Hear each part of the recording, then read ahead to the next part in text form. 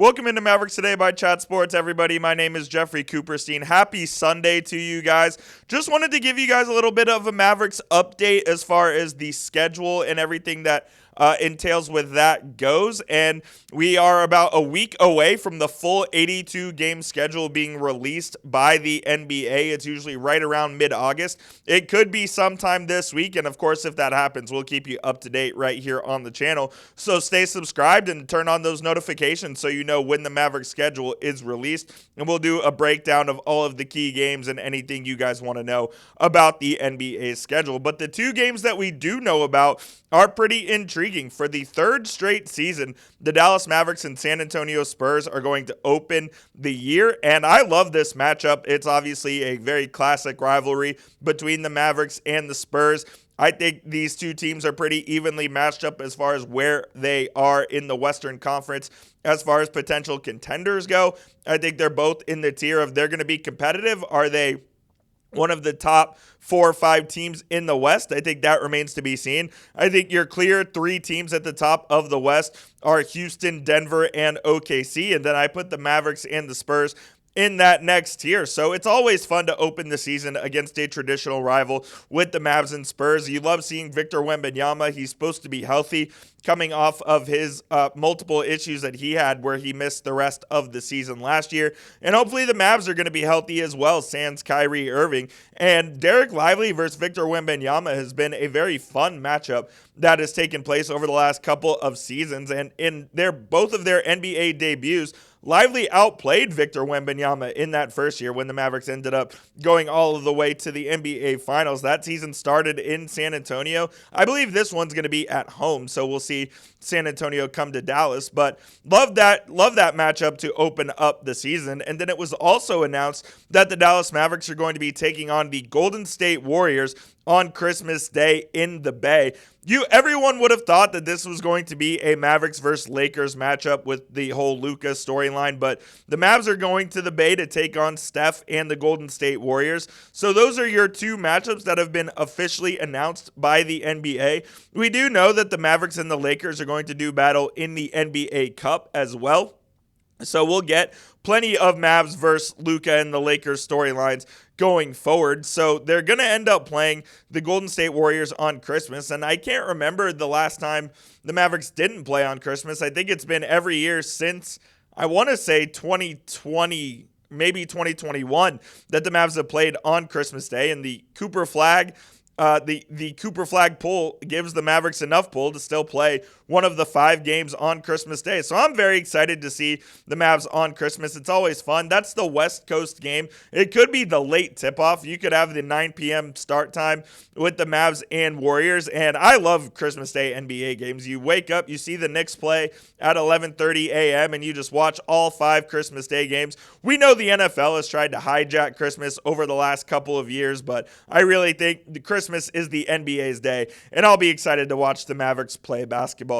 You guys let me know which matchup you are excited for down in the comment section. If you're more excited for Mavericks versus Warriors, type GSW. If you're more excited for Mavericks versus Spurs, type SAS down there in the comment section. And give us a thumbs up icon if you haven't already as well. Other offseason notes, we obviously know that the Mavericks are going to be playing training camp out in Vancouver as they did last year in Las Vegas. They're going to Vancouver this summer just to get away from Dallas, to get away from the daily grind of what they're going to be doing for the next 6 to 9 months. And they're going to spend about a week up there in Western Canada, up in the Pacific Northwest, before they come down here and they take on, I believe it's the Charlotte Hornets. They're going to be playing at Dickies Arena. So they're going to be playing the first ever NBA game in Fort Worth over at Dickies. Not the first game ever they've played in Fort Worth, but the first one at Dickies Arena.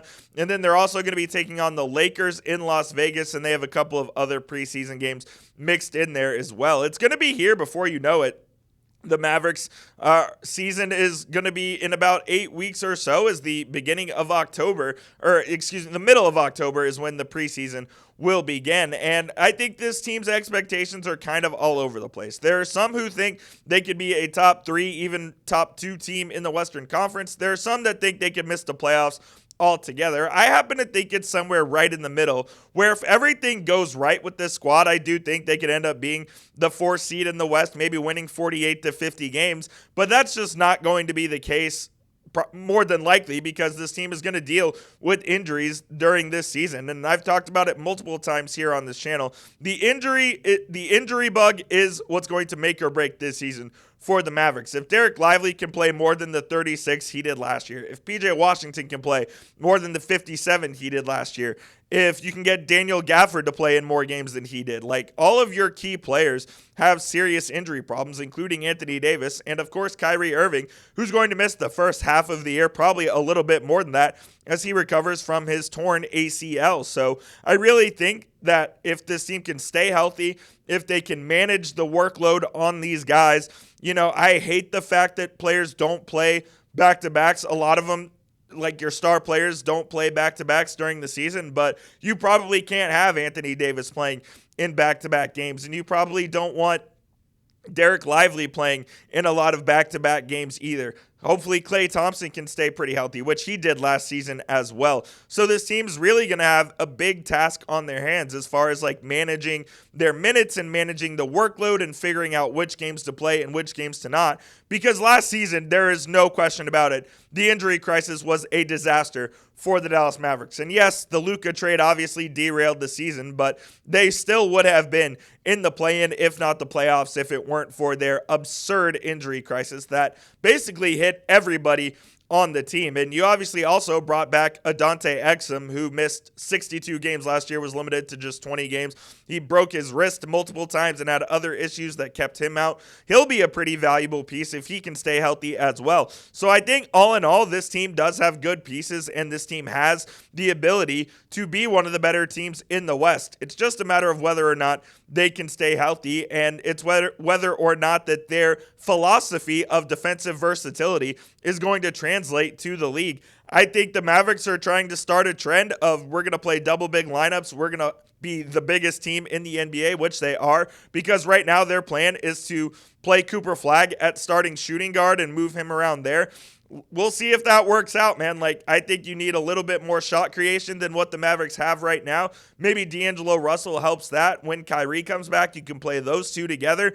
But they're going to need a serious effort from the likes of D'Angelo Russell, Brandon Williams, Dante Exum to run the offense and create for others, because right now I really don't see it on this team. I think they're putting a lot on Cooper Flagg's plate early. They're going to see if he can be a playmaker for this squad, if he can average five or six assists a night, if he can bring the ball up the court, if he's able to be an offensive initiator. That's going to be a key for Jason Kidd's squad this upcoming season. So we'll see what happens, but we do have the first two games announced with the Mavericks and Spurs, and the Mavericks and Warriors on Christmas Day. That's going to do it for today's show, guys. Appreciate you for tuning in to this Sunday edition of Mavericks Today by Chat Sports. We'll see you guys soon, of course, if anything happens here on the channel, so stay tuned. We'll see you guys soon. Appreciate you for watching here on a Sunday.